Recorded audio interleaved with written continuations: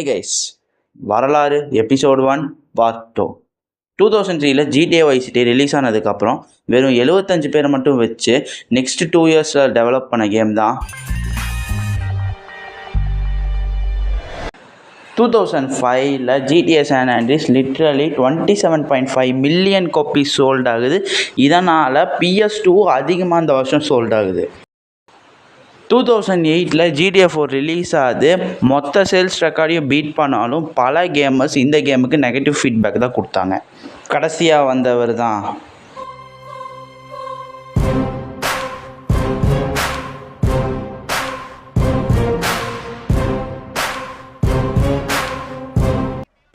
2013 GTA 5 release ஆகுது and first டேவே $1 billion revenue அடிக்குது.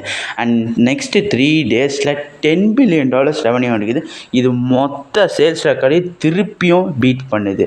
அண்ட் அது மட்டும் இல்லாமல் இப்போ வரைக்கும் இதுதான் செகண்ட் மோஸ்ட் பெஸ்ட் செல்லிங் கேமாக இருக்குது. அதனால தான் மொத்த உலகமும் GTA 6க்காக வெயிட் பண்ணிகிட்ருக்காங்க.